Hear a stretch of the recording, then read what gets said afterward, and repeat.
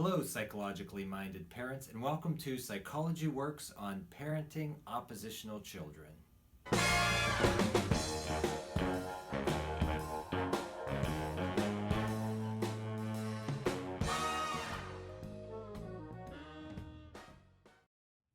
Hello, I'm Dr. Greenaway, clinical psychologist, and this is the first of a two-part video series, all looking at how to parent children when they become oppositional and defiant.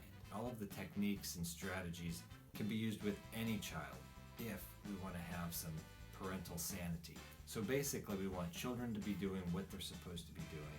Also what we want to see is more family harmony. Everybody wants to live in a house where people are getting along and there's not a lot of screaming going on by the children or the parents. Now the traditional way of parenting, maybe the one that most of us grew up with, is there's a set of rules. If you follow the rules, everything goes okay. If you break the rules, you get punished.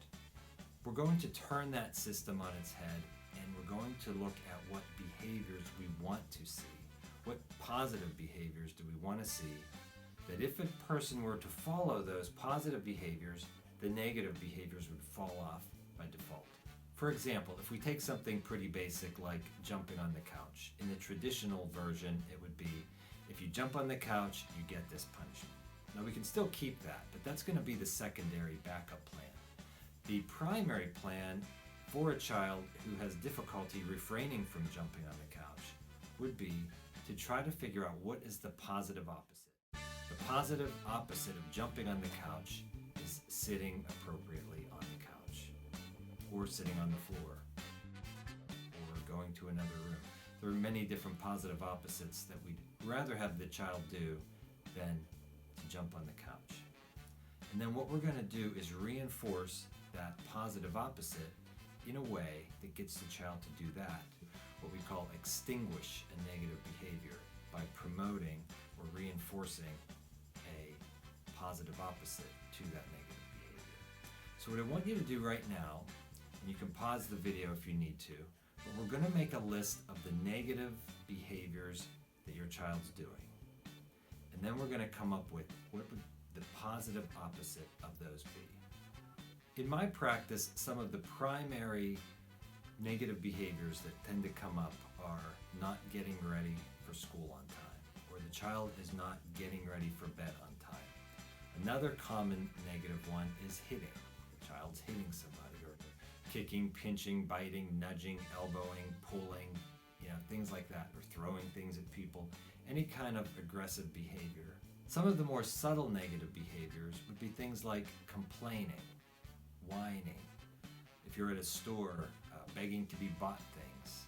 Another one that comes up very frequently is not turning off the screen, told to do so. Okay, so you have now a list of the negative behaviors. Now what we want to do is come up with the positive opposite. Let's look at some of the positive opposites of the other negative behaviors we talked about. For example, the one about not getting ready on time. A positive opposite to that would be something like, started getting ready by 6:30 a.m. We'll talk in another video about that specific problem, how to help kids get ready on time, so watch for that video. The positive opposite for not turning the screen off would be something like, when told to do so, the child will turn the screen off. The positive opposite for hitting, there's several. It depends on the situation. Some children just have difficulty tolerating the frustration of not getting what they want. So then we can phrase it and teach the child something like, go with the flow, accept that I didn't get what I wanted. And you can practice with the child. And we're going to talk about that in a future video too. Go with the flow. Another one for hitting would be, keep my hands to myself. Now you've got the basics for setting up a discipline program.